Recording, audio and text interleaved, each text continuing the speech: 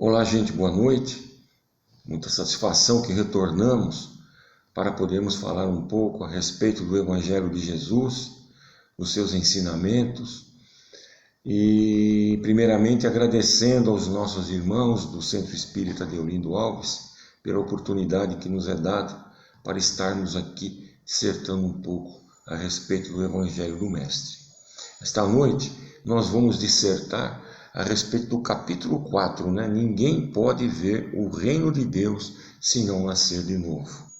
E, em especial, nós vamos tratar do item 25, a necessidade da reencarnação. Com relação a este tema, né? Primeiramente, vamos procurar, né, compreender o que os espíritos procuraram, né? O que São Luís procurou responder a Kardec quando foi indagado a respeito disso, né? E naquela oportunidade, a compreensão de São Luís nos direciona não só ao processo encarnatório, né, mas também ao processo reencarnatório, né, a que todos nós estamos sujeitos nessa trajetória espiritual, né? Assim, vamos procurar compreender nesta noite qual é a necessidade, né, que nós temos tanto de encarnar como reencarnar, já que tanto numa situação ou a outra elas são tão necessárias, né, para todos nós espíritos, né? Então, encarnar refere-se o quê? Refere-se à nossa vivência em um corpo físico. A encarnação, então, ela permite ao espírito de cumprir, né, com a sua parte na criação, em todo o universo, né? Nós acabamos, espírito, sendo um instrumento de Deus e nós contribuímos, né, para a sua obra, momento em que nós próprios, espíritos, né, também evoluímos, né? O conceito já de reencarnação já vem lá dos primórdios, né, da nossa civilização, né? Os povos naquela época, em suas tradições, né, religiosas, culturais, eles tinham assim esse tal preceito, né? Eles tinham assim um mero conhecimento a respeito disso, mas não tinham, né, a compreensão e a clareza, né, que nós temos hoje em dia, né? E a reencarnação, então, ela diz respeito ao quê? Aos renascimentos sucessivos, né, do espírito, na sua busca constante pelo quê? Pela perfeição.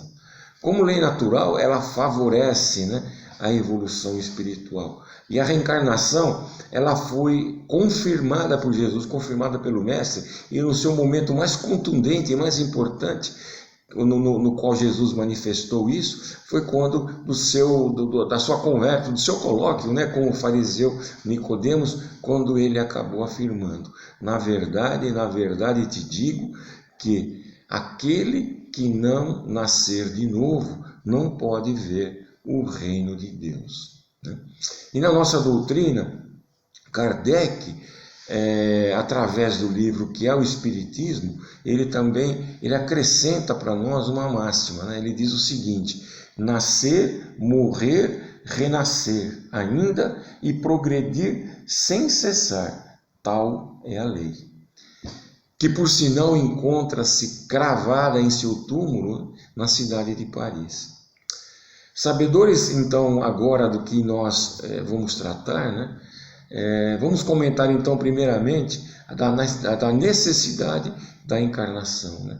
Que muitos questionam o porquê de encarnarmos, né? Haja visto que nós somos seres espirituais, nós somos espíritos, né, eternos, e que nós temos, inclusive, à nossa disposição na espiritualidade tudo o que nós necessitamos, né? A começar, às vezes, de um lar, né? De uma família, estudos, trabalho, né? Próprio lazer, convivência social, né? E isso até está explícito, né, em diversas obras espirituais, né? Então, por que então temos que procurar na matéria essas necessidades através da encarnação, né? Se é possível tanto lá, né, quanto praticarmos o bem, praticarmos a nossa reforma íntima, que tanto tanto falamos, né? De caminharmos à frente através do trabalho incessante, do trabalho honrado, de apurar os nossos conhecimentos através dos vastos estudos existentes, né? O porquê é tão necessária então a nossa encarnação, né? Por que temos que viver num corpo físico, em contato com essa matéria bruta, né? Para que possamos buscar a nossa perfeição? Por que Deus então nos estabelece este caminho? Se todas as nossas virtudes, todos os nossos conhecimentos podemos buscar, né? Podemos encontrar na espiritualidade. E o nosso livre-arbítrio? Não podemos exercer tanto na matéria quanto na espiritualidade, né? Buscando, onde a gente, através das nossas escolhas, nós buscamos então os nossos caminhos, né? Seja tanto para o bem como também para o mal, né? Vejamos então que nossos irmãos espirituais, na questão então 175 do Livro dos Espíritos, respondem a Kardec sobre este assunto. Vejamos então. A questão, Kardec pergunta: haverá alguma vantagem de voltar-se a habitar a Terra? E nossos irmãos respondem: nenhuma vantagem particular, a menos que seja em missão, caso em que se progride aí como em qualquer planeta.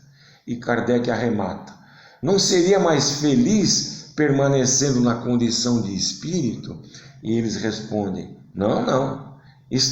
Estacionar-se-ia, e o que se quer é caminhar para Deus. Então a gente vê aí uma contundente e assertiva, né? Aos espíritos claramente afirmarem para nós que permanecer na espiritualidade nós estacionaríamos, né? Agora, na questão 196 do mesmo Livro dos Espíritos, a gente nós podemos compreender, os Espíritos eles complementam para nós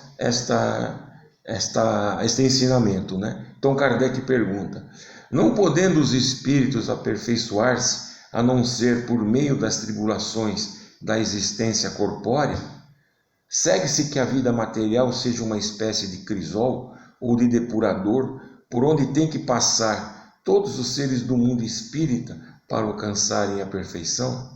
E eles respondem: sim, é exatamente isso. Eles se melhoram nessas provas, evitando o mal e praticando o bem. Porém, somente ao cabo de mais ou menos longo tempo, conforme os esforços que empreguem, somente após muitas encarnações ou depurações sucessivas, atingem a finalidade para que tendem. Então, através dessas questões, fica aí muito claro, né, que só podemos evoluir passando pela existência encarnatória, pelo mundo corporal, né?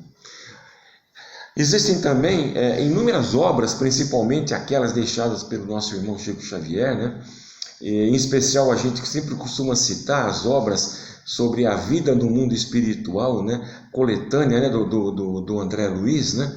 Entre outras tantas, né? Que diversos autores espirituais trazem para nós, trazendo vasto conhecimento para nós sobre esse tema, né? E se nós estudarmos atentamente, né, a nossa doutrina, então nós vamos verificar que há um outro porém, né? Pois nossa interação no mundo espiritual ela é totalmente transparente. Não existe a possibilidade de dissimular lá nossos pensamentos, nossas emoções, né? Desta forma, é difícil nos escondermos de nossos adversários, por exemplo. Aqueles que queiram nos prejudicar, né? Pois a nossa faixa de sintonia, a nossa vibração é facilmente lá perceptível, né, por todos eles. Em qualquer tentativa que nós venhamos a ter de aproximação, talvez possa nos levar ao fracasso, até em razão do nosso temor, né, de uma reação ou de uma possível vingança por parte daqueles que lá são nossos desafetos, né? Percebendo então, quando eles percebem as nossas faixas vibrações, nossas emoções, nossos pensamentos uns dos outros, acabam reagindo de acordo com elas, né? Nada vale, às vezes, até o autocontrole com que qualquer um procure esconder, né, o que sente ou que de repente pense nos demais, né? Lá a questão lá é tudo transparente, né? Então a reconciliação com os nossos adversários torna-se muito mais difícil, às vezes praticamente impossível, né? Pela total impossibilidade de nós nos escondermos atrás, né? Dessas nossas percepções e emoções, quando na realidade elas se tornam evidentes, né? Quando nós estamos no mundo espiritual. Então, a partir daí nós podemos compreender assim o porquê que então nós talvez estacionaríamos, né? Se permanecêssemos indefinidamente no plano espiritual, né? Por outro lado, ao encarnarmos, nos é dada então uma oportunidade toda nova de recomeço, né?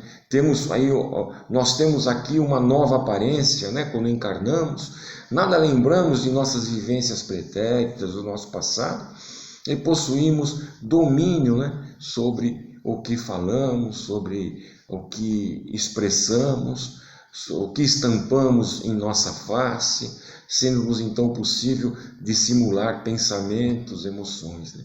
Juntam-se nas mesmas famílias, nos mesmos grupos, na sociedade, espíritos que necessitam de reconciliação, né, de aproximação. Nós, nesse momento, quando nós abrigados, né, por esta capa, né, do corpo físico, então nós temos a oportunidade de criar novas relações, experiências novas com todos, né? E se nós agarramos esta oportunidade com inteligência, com sabedoria, podemos criar relações fraternas, podemos buscar paulatinamente corrigir todos os nossos erros que nós cometemos em outrora. A encarnação é, portanto, então, a gente costuma dizer que é uma bênção, né, da misericórdia de Deus, uma oportunidade grandiosa que nós temos ao virmos ao plano material. Então, agora que nós entendemos um pouco, né, o que por que a necessidade de encarnarmos, né, vivermos, né, com esta veste material com objetivo evolutivo sempre, né, fica a indagação. Então, por que nós temos que estar presente na vida material, né, por mais de uma vez, por diversas vezes, às vezes por inúmeras vezes, né? Então a pergunta que fica é qual é a necessidade de nós reencarnarmos, né? Então, para a gente poder compreender um pouco disso, nós temos que partir do princípio que todos nós somos espíritos e fomos criados simples e ignorantes, né? Todos nós somos dotados dos mesmos potenciais, né, evolutivos, para que a gente possa caminhar, né, em busca da perfeição, sem nenhum privilégio, né? Todos no mesmo ponto de partida, né? E sendo criados iguais, com o mesmo destino, né, que nós temos que atingir, nos indagamos então, será que seria possível qualquer um de nós evoluir do estado de inferioridade, né, já que somos criados simples e ignorantes, né, para a perfeição moral e intelectual em uma só existência, né? E isso, o raciocínio nos traz que realmente praticamente isso é impossível, né? E para avançarmos, para evoluirmos, porque nós temos que aprender, nós temos que vivenciar experiências variadas, experiências novas, temos que nos relacionar com as mais diversas criaturas, nas mais diversas situações, né? Então, nós temos, por exemplo, que nascer pobres para aprendermos através de todas as dificuldades e sem os recursos financeiros, que possamos mesmo assim ser generosos com os nossos irmãos, né?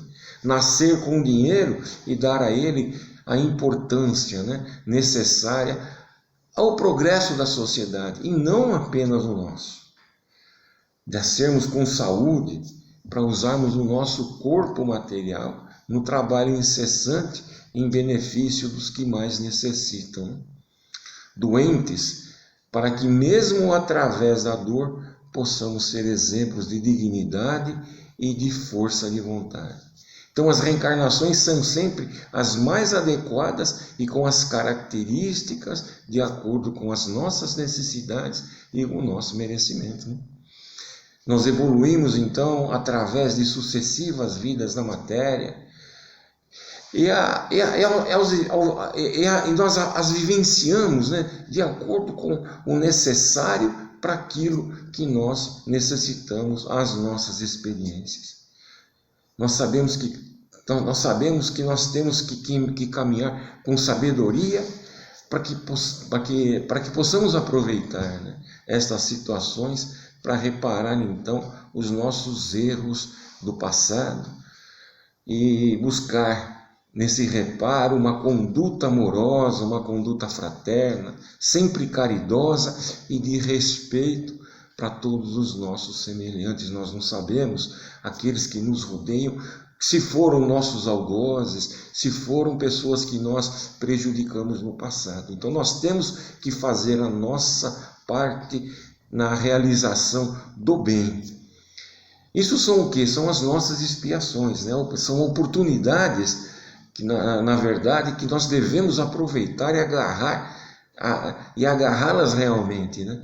Pois elas oferecem a nós espíritos situações em que nós temos a oportunidade, né, de reparar os nossos erros, e se não são aproveitadas, às vezes nós imaginamos, eu não consegui, mas a misericórdia divina, mas Deus, Ele nos dá nova oportunidade. Ele nos dá uma, dá outra, mais outra, né? Através das vidas sucessivas na matéria, até que nós possamos corrigir todos os nossos defeitos. Nossa vida, então, na matéria, serve como prova também para que possamos desenvolver o nosso intelecto, a nossa moralidade.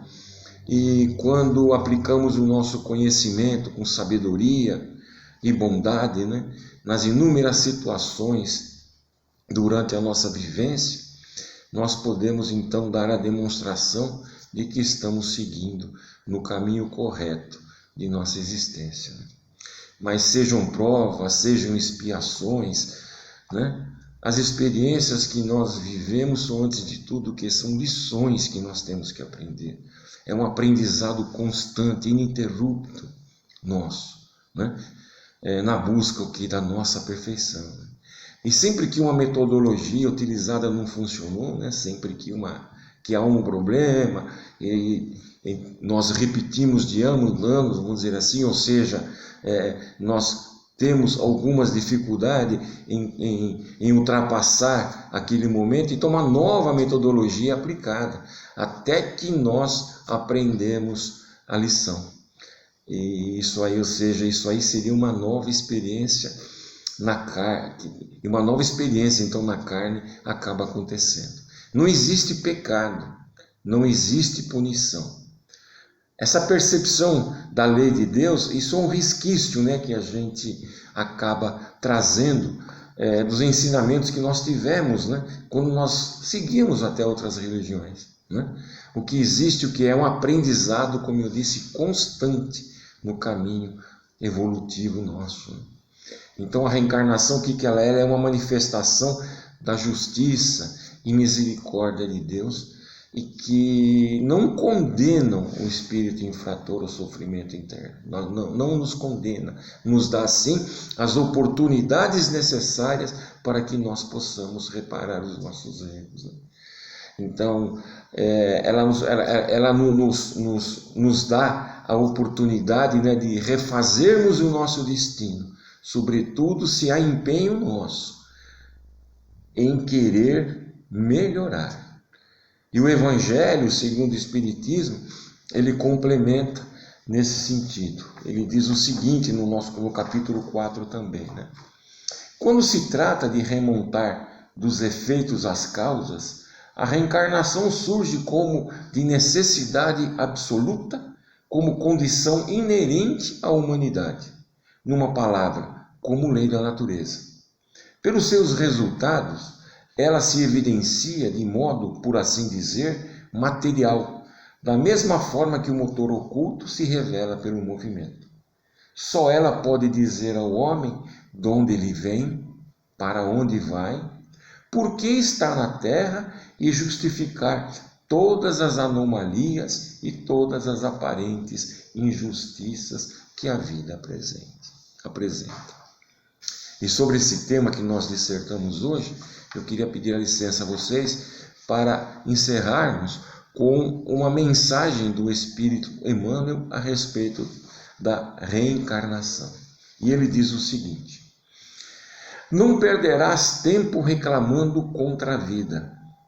Na hipótese de que te empenhes realmente pela aquisição do conhecimento espírita, reflete na lei da reencarnação.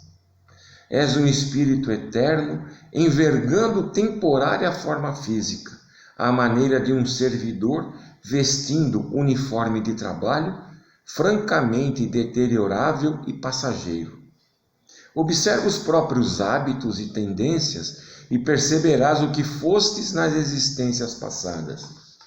Analisa os que te rodeiam no círculo doméstico social e identificarás com o que te comprometeste para sanar os próprios débitos ou traçar a própria senda de evolução.